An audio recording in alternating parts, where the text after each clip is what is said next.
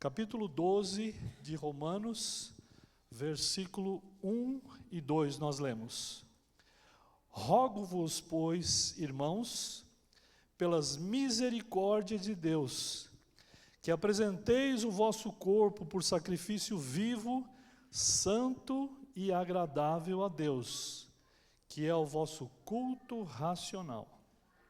E não vos conformeis com este século, mas transformai-vos pela renovação da vossa mente, para que experimenteis qual seja a boa, agradável e perfeita vontade de Deus. Pule para o versículo 9. Deixa eu fazer igual o Júnior aqui, buscar o meu auxiliar do final dos tempos. Eu estava achando alguma coisa estranha, eu não estava conseguindo ler direito.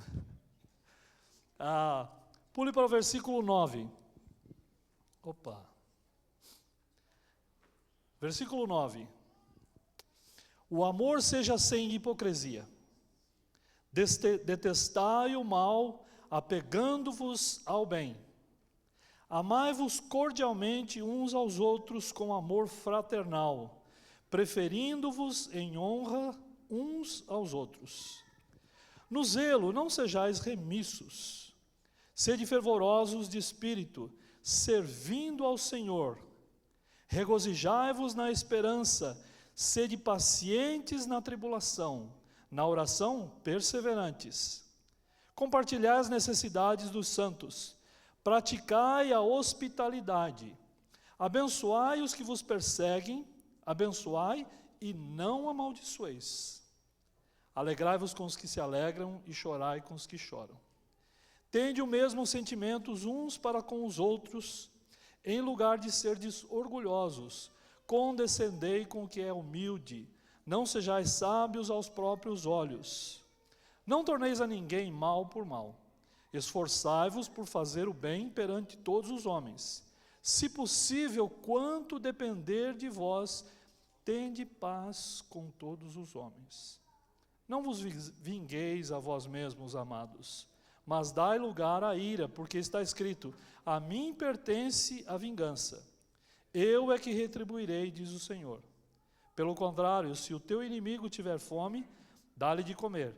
Se tiver sede, dá-lhe de beber, porque fazendo isto, amontoarás brasas vivas sobre a sua cabeça. Não te deixes vencer do mal, mas vence o mal com o bem. O apóstolo Paulo, ao escrever a carta de Romanos, ele tinha em mente algumas coisas. A carta de Romanos e a carta de Gálatas foram escritas quase que de forma simultânea. Em Gálatas, Paulo já estava sofrendo com alguns problemas. Falsos profetas e principalmente os judaizantes, que na época estavam causando transtornos e trazendo dores de cabeça para o apóstolo. Nós vamos entrar um pouquinho mais, falar sobre os judaizantes, mas nesse período, no período de 51 depois de Cristo, até 66 antes de Cristo, Paulo escreve todas as suas cartas e epístolas. A carta de Romanos e de Gálatas provavelmente foi escrita no finalzinho do ano 57 e começo do ano 58. Então, numa lista feita, 51 ele escreveu 1 Tessalonicenses e 2 Tessalonicenses, 57, 1 Coríntios, 2 Coríntios, Gálatas, provavelmente Romanos, 58, aqui fica a dúvida entre os estudiosos, se ele terminou a carta de Gálatas em 57 e começou e Romanos, ou se as duas foram escritas entre 57 e 58. Em 62, da prisão, então, ele escreve Efésios, Colossenses e Filemão. 63, Filipenses e Hebreus. 64, 1 Timóteos. 65, Tito. E 66, ele escreve a segunda carta a Timóteo, a carta pastoral, antes de ser executado no ano de 67. 15 anos Paulo fez todos os seus escritos. E toda a sua preocupação estava voltada para um ponto: fazer com que a igreja aprendesse, fazer com que a igreja fosse trabalhada para que pudesse ser efetiva nos seus afazeres, para que a igreja estudasse a palavra, para que a igreja se preparasse nas doutrinas, e desta forma a igreja pudesse estar fora do risco dos falsos profetas e principalmente aqueles que viriam para causar tumulto na igreja. Nós vamos perceber mais um pouquinho à frente o que Paulo faz. Um outro ponto que ele tinha com os romanos, nós sabemos que a igreja romana, ou a comunidade romana, não existe nome dos seus fundadores. Nas outras cartas nós encontramos nomes, mas especialmente na carta aos romanos, não existe nome dos seus fundadores. Os estudiosos creem que no Pentecostes, lá no capítulo 2, versículo 10 de Atos, aonde na pregação de Pedro, o capítulo 2, o versículo 10, conta pelo menos 15 nações que estavam presentes na festa em Jerusalém e na pregação de Pedro no Pentecostes. Desses, muitos judeus convertidos, não é? E prosélitos. Prosélitos são aqueles que são aqueles gentios que se converteram ao judaísmo. Então, nesse período, essas pessoas que ali estavam, e lá é citado visitantes de Roma, essas pessoas voltaram para Roma e ali se uniram em uma comunidade, de onde surgiu então a igreja romana. Uma das dores de cabeça do apóstolo eram os judaizantes. Por quê? Os judaizantes, nós estudamos no livro, na escola sabatina, quando estudamos a respeito de Atos, estão lembrados? Não é? Eles queriam que os novos conversos fossem circuncidados, não é? Queriam que eles aplicassem a lei de Israel, que vinha por anos, não é? As leis cerimoniais, os sacrifícios do templo. Então todas essas coisas eram impostas aos novos conversos. E isso se tornava extremamente pesado, por isso se deu aquele concílio de Jerusalém, se não me falha a memória, no capítulo 15 do livro de Atos. E Paulo, talvez como um dos homens mais prontos da época, e uma das pessoas mais denominacionais que nós temos na palavra de Deus, vem então para Jerusalém, colhendo ofertas em todas as igrejas por onde ele passava, trazendo para Jerusalém, que na época passava por grandes problemas financeiros. Então, um ponto que Paulo queria entrar em contato com a comunidade em Roma, é que dali ele poderia ter o apoio para que então ele pudesse avançar na sua jornada missionária dali para frente, e tinha ele em mente chegar até a Espanha. Um ponto era esse. Mas vejam, os judaizantes, eles deram tanto trabalho, porque o seu esforço insidioso insistiam em desviar os cristãos dos ensinamentos paulinos relativos ao Evangelho, conduzindo-os para a salvação para as obras. 2 sistemas eram propostos por ele, eram ensinados e representados pelo sacrifício do santuário e o templo, cuja observância regulamentada na lei de Moisés, referente ao sacrifício, a nação israelita havia praticado durante toda a sua história. Mas a pregação de Paulo, o único sacrifício era a aceitação da cruz do Calvário.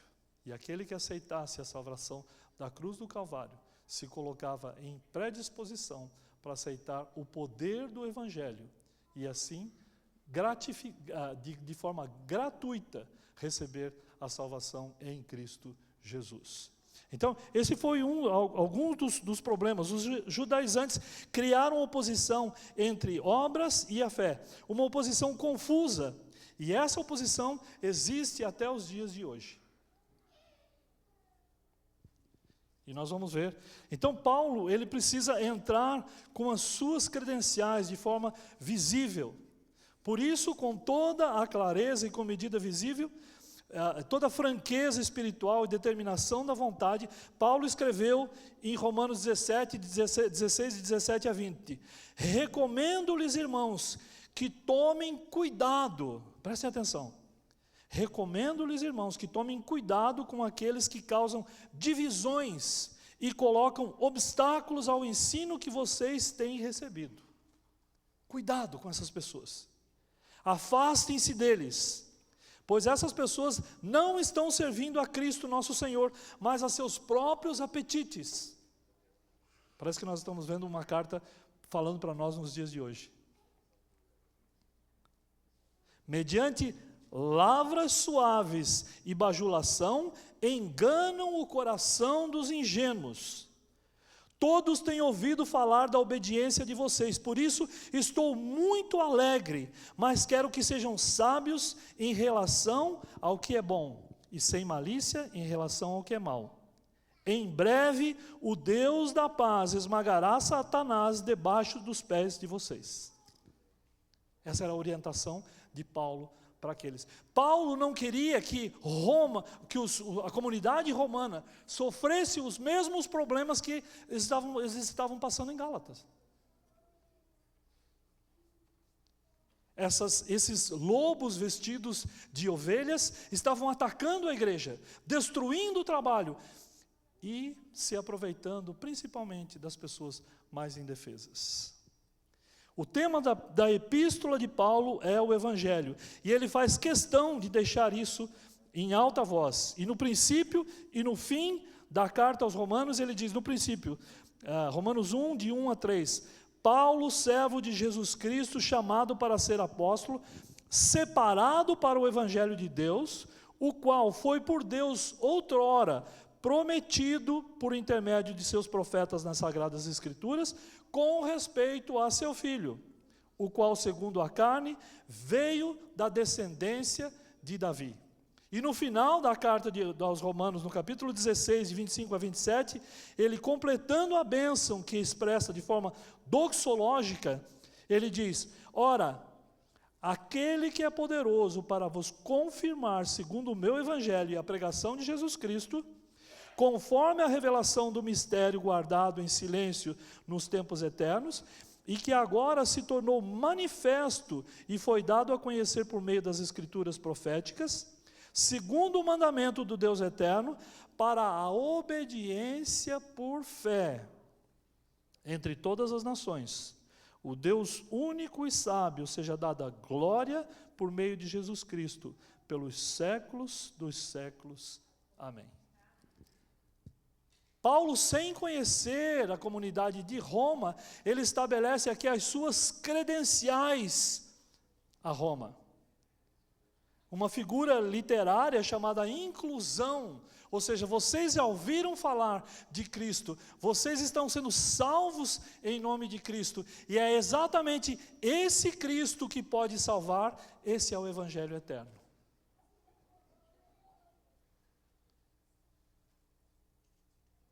Além disso, Paulo apresenta em seu tema de maneira definitiva, não dando lugar a dúvidas, quando diz, não me envergonho do Evangelho, porque é o poder de Deus para a salvação de todo aquele que crê, primeiro do judeu, depois do grego, porque no Evangelho é revelada a justiça de Deus, uma justiça que do princípio ao fim e pela fé, como está escrito, o justo viverá pela fé. Romanos 1, 16 e 17. Não há outro evangelho, diz ele no livro de Gálatas. E aqui ele usa palavras duras. E ele diz, não há outro evangelho. Gálatas 1, 7 e 8. Senão que há alguns que vos perturbam e querem perverter o evangelho de Cristo. Mas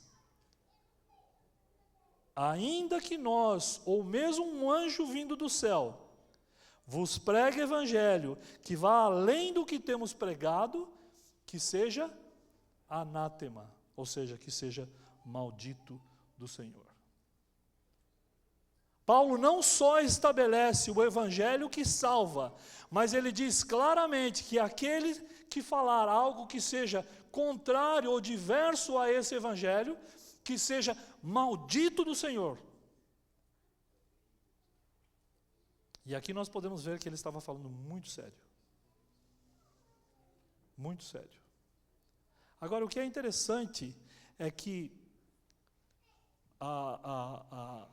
o compêndio teológico disponibilizado no livro de Romanos, que aqui nós fizemos uma pequena introdução, ele tem uma pequena quebra no capítulo 12, e nós vamos perceber, se vocês continuem com a sua Bíblia aberta no capítulo 12, porque Paulo vai dizer, a partir do capítulo 12, o que acontece, o poder transformador do Evangelho. Então, se você crê no Evangelho de Cristo, que Ele se fez homem, que Ele viveu nessa terra, que Ele morreu, que Ele ressuscitou, e se você foi batizado, e foi sepultado em Cristo, ao levantar-se você também é ressuscitado em Cristo para uma nova vida. E essa nova vida é o poder que o Evangelho transformador pode trazer a todo aquele que crê. E pela fé nós podemos chegar até Ele. Então agora no capítulo 12, dando um pequeno corte na sua parte teológica, Paulo agora vai falar sobre uma nova vida, daqueles que recebem o Evangelho e agora são transformados pelo poder do Evangelho. E ele diz: rogo-vos, pois, irmãos, capítulo 12, versículo 1. O rogo aqui, essa forma de clamar, é aquela mesma forma de clamar daquelas pessoas que não têm nada. Lembram-se do cego Bartimeu?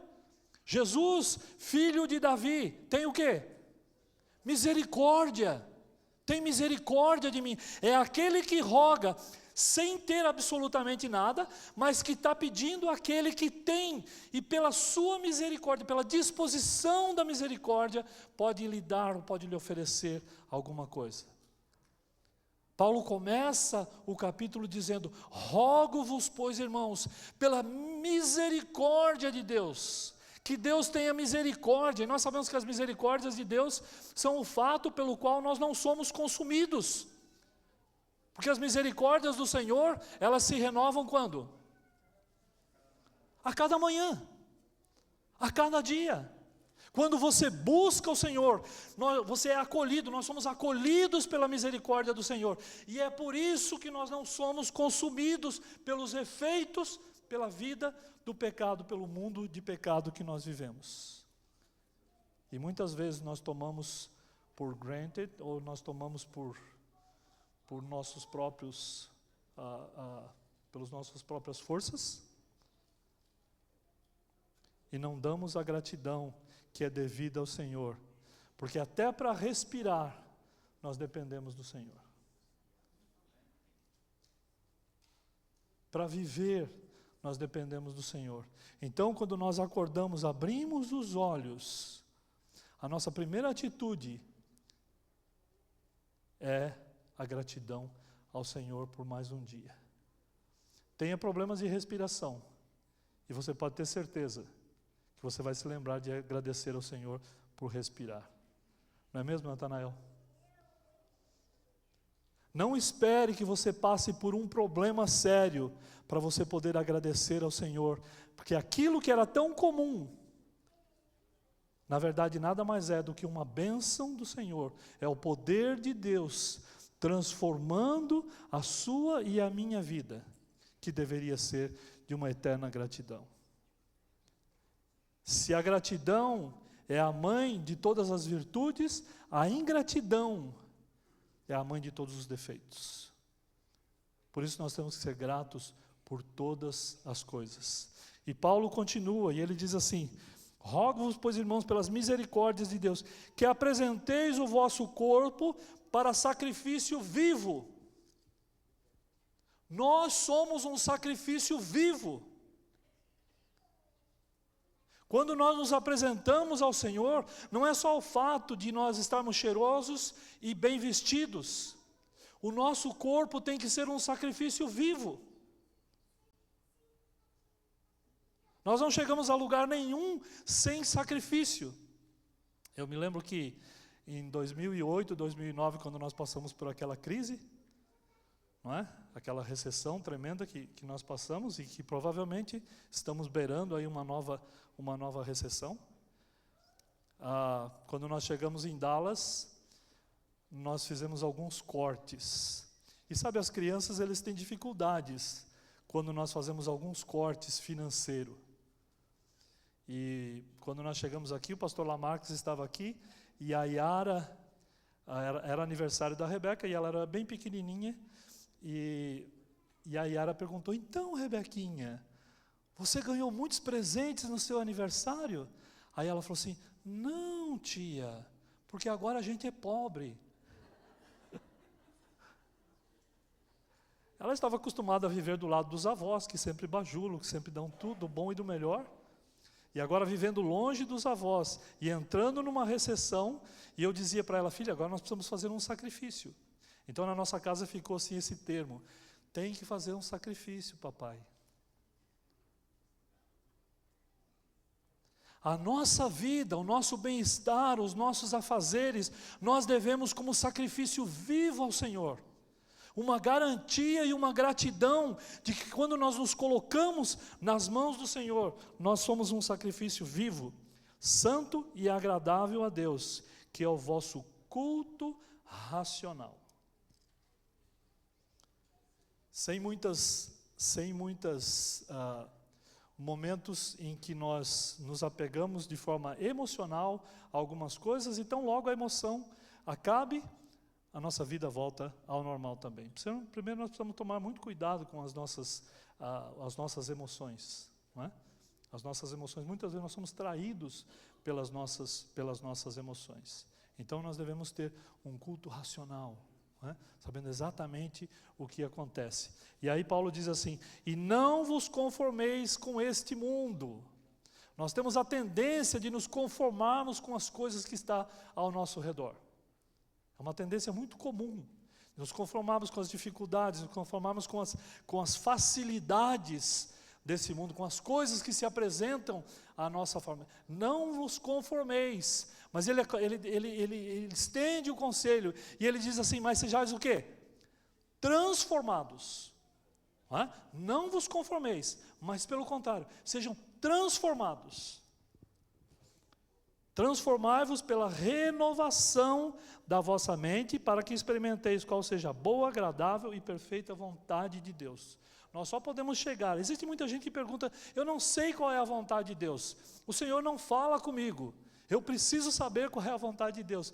Quando você renova a sua mente nos estudos, na oração, na meditação da palavra do Senhor a cada dia, nós estamos nos renovando, e pelas misericórdias de Deus, nós alcançamos um culto racional, onde você pensa e as coisas acontecem. Agora vejam,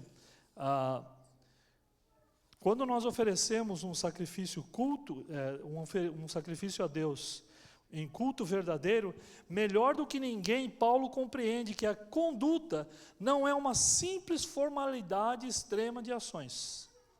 Sabe que o modo de viver abrange muito mais que a forma de um modelo, seja esse modelo do mundo ou modelo divino de viver, porque o mundo impõe sobre você. A conformação com o mundo é uma imposição que o mundo impõe sobre cada um de nós. Mas o Senhor, Ele não impõe, Ele coloca de forma suave e saudável. Não é? É numa brisa suave que o Senhor chega até nós e fala ao nosso coração.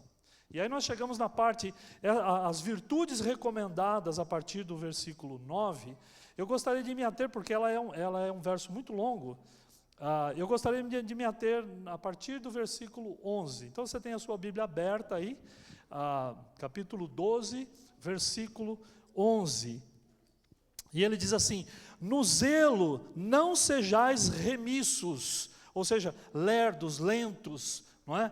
Para não usar a palavra pesada, né? Preguiçosos. Não sejam preguiçosos, sejam zelosos. Também cuidado para não termos excessos de zelo. Não é? Tudo que é em excesso, ele é prejudicial. Não é? Tudo que é extremo é prejudicial. O professor costumava dizer assim: o extremo é uma parte da verdade que ficou louca.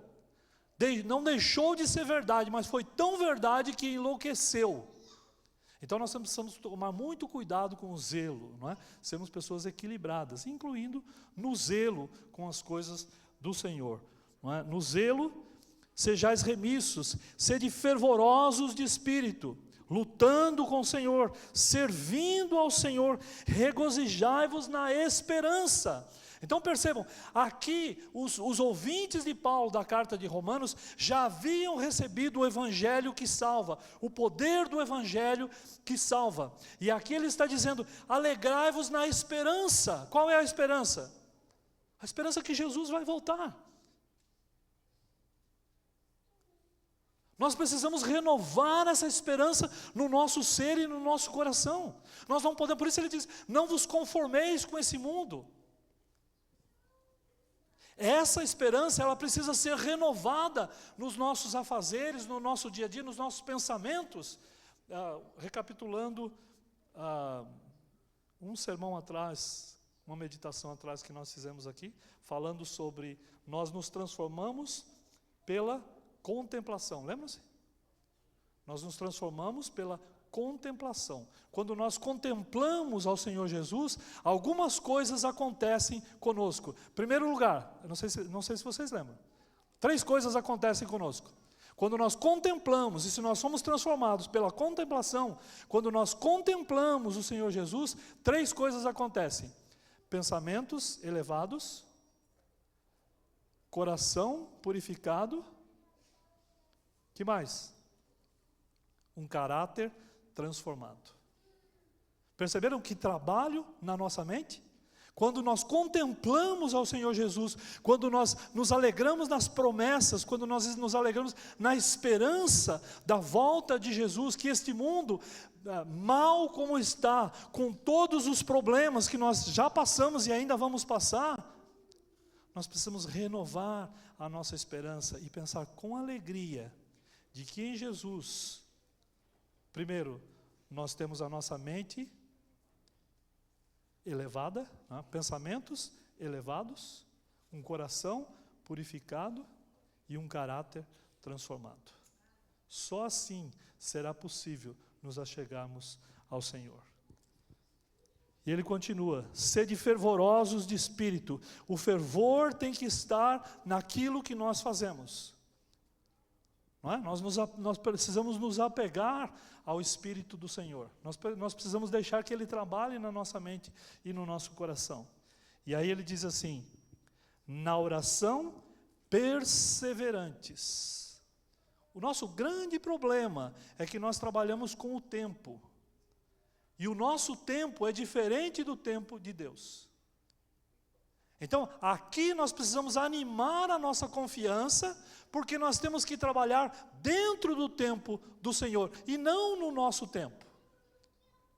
Como Ele sabe todas as coisas, Ele sabe o momento certo de responder às nossas orações, e o momento certo de aplicar aquilo tudo que nós aprendemos para a nossa disponibilidade de vida e para o nosso sucesso eterno.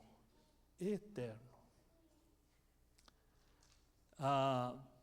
Se você tem lutado, se você tem trabalhado na causa do Senhor e você se sente fraco e desanimado, eu gostaria de dizer para você que a maior mensagem da palavra do Senhor é que você não desanime. Às vezes, quando nós passamos por algumas dificuldades, a nossa tendência é fazer com que a nossa mente trabalhe para um futuro próximo ou distante as piores coisas que podem acontecer conosco. E quando isso acontece, a dúvida ocupa o lugar da fé. E muitas vezes nós somos derrotados. Então, a mensagem da palavra do Senhor é para que nós sejamos perseverantes, ainda que caiam os céus. A nossa fé tem que ser inabalável, a tal forma. Vejam, a fé não é sentimento. Eu não acordo de manhã me sentindo cheio de fé. Hoje eu tenho fé. A fé não é um sentimento, a fé é a certeza das coisas que nós não vimos. A fé é a contemplação das nossas esperanças realizadas no Senhor e pelo Senhor. Eu gostaria de pedir para o Marquinhos passar uma... Pastor Manolo, bem diferente. Vejam esse texto. A pessoa arrependida e crente, que nutre fé e ardentemente deseja a graça renovadora de Cristo, não será o quê? Não será deixada vazia. Ele lhe concederá graça, e os anjos ministradores a ajudarão enquanto perseverar nos esforços para avançar. Não chega um momento da sua vida que você acha que os seus esforços estão sendo em vão, que tudo aquilo que você fez e tudo aquilo que você trabalhou, não parece que foi algo em vão, que as coisas continuam acontecendo e os problemas continuam acontecendo. Eu quero dizer para vocês que não vai acabar. Enquanto nós vivemos nessa terra, nesse mundo de pecado, os problemas vão continuar acontecendo. A grande intervenção do Senhor é que os anjos ministradores ajudarão enquanto perseverar nos esforços para avançar.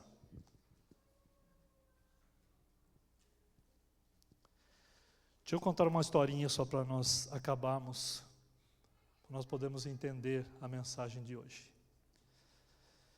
Esse rapaz se chamava Marco César Alves, formado em teologia. Com 23 anos, ele se casou, a esposa com 22 anos, tudo ia uma maravilha. Eles estavam em perfeitas condições, começando o ministério, cheio de vigor, cheio de entusiasmo, depois de muitas lutas para se formar, para ter um chamado como pastor. Chega o primeiro chamado, chega o dia do casamento e tudo é festa. Todos vão para o casamento. Ele tinha uma bela família, uma família de pai e mãe. O pai, depois de muitos anos lutando contra o alcoolismo, aceitou o Senhor Jesus, se converteu, e agora todos estavam na festa do casamento. Pai, mãe, uma irmã, mais 22 anos, um ano menos, e uma irmã caçula de 16 anos. O casamento foi lindo, maravilhoso. Todos voltaram para casa e ele, começando uma nova vida, foi para a lua de mel. Às 2h da manhã, na noite da lua de mel, alguém bate na porta. Insistentemente bate na porta. Não era uma batida simples, era uma batida de alguém que estava desesperado. E ele levantou-se e, sem saber exatamente, meio dormindo, o que aconteceu, e a pessoa disse: venha ao telefone, porque estão chamando de Curitiba, e algo aconteceu. E ele vestiu a roupa, foi para baixo onde tinha o telefone. Naquela época os telefones, não havia a facilidade que nós temos hoje em dia de ter telefone celular. Ele foi atender o telefone. Do outro lado da linha estava o seu tio. E o tio disse: venha imediatamente para Curitiba, porque nós tivemos um acidente. Quem morreu? Venha para Curitiba, porque aconteceu um acidente. O carro que voltava do casamento tinha o irmão, a irmã na frente, casada com o irmão pastor, 25 anos. No banco de trás, o pai, a mãe e um bebezinho de 5 meses. Chegando em Curitiba, um carro bateu atrás desse veículo e o veículo pegou fogo. A mãe deu o bebezinho para a filha, que conseguiu sair do cinto de segurança. Os outros todos ficaram presos no cinto de segurança. A mãe entregou o bebezinho para a filha e disse para a filha: corre. E ela disse: eu vou buscar ajuda. Saiu só de meia, na adrenalina, sem saber que estava pisando no meio do fogo. O fogo se alastrou e quando ela olhou para trás, o carro explodiu. O carro explodiu e padeceram no carro o pai e a mãe, a irmã, o cunhado e a irmãzinha mais nova de 16 anos de idade. Essa história que eu estou contando, eu ocultei um sobrenome só para não tornar muito conhecido. A história do pastor Marco Lamarques, que esteve conosco a semana passada. E na história dele, ele diz que ele passou os outros meses dali para frente, mais ou menos anestesiado, sem saber o que estava acontecendo. 23 anos, recém-casado, chamado nas mãos, uma nova igreja, uma nova vida, e de repente eles são batidos por uma tragédia. E eu perguntei para ele: como é que vocês conseguiram sobreviver? E ele disse: eu me apeguei com unhas e dentes à leitura da palavra, o estudo da palavra e a oração. E foi a única forma com que o Senhor me manteve firme na fé e na disposição de um dia encontrar o Senhor Jesus nas nuvens dos céus. Você se conformou? Ele disse: eu nunca vou me conformar, mas eu estou confortado e consolado pelo Senhor. Saiu dali disposto a continuar lutando, sabendo que aqueles que continuam lutando, os anjos auxiliadores estão ao seu redor. Mesmo que a tragédia desse mundo, as tragédias desse mundo, os acidentes, os problemas desse mundo batam à sua porta, você só tem uma escolha, eu só tenho uma escolha, é continuarmos lutando. Porque o Senhor Jesus disse: no mundo tereis aflições, mas tende bom ânimo. Se você passa um dia com esse homem, você percebe a alegria que transborda no seu coração. Silmara, a sua esposa, aliás, ele mostrou essa foto aqui, no sábado retrasado.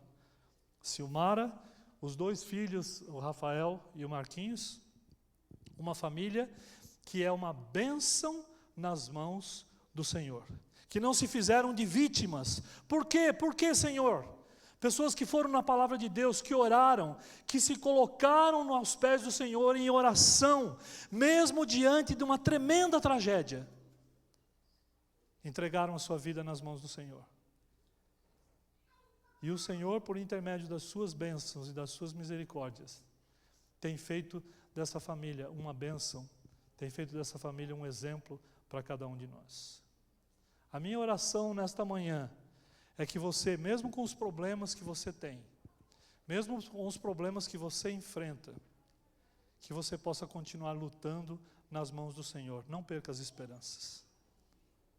Problemas virão. Como diz o pastor Manolo, a situação não está tão ruim que não possa piorar. Mas uma esperança nós temos: as misericórdias do Senhor se renovam a cada manhã.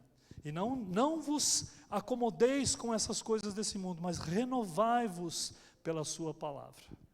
Que Ele possa confortar e consolar o seu coração, as suas perdas, os seus problemas. Não desista do Senhor, porque Ele não desistirá de você e de mim.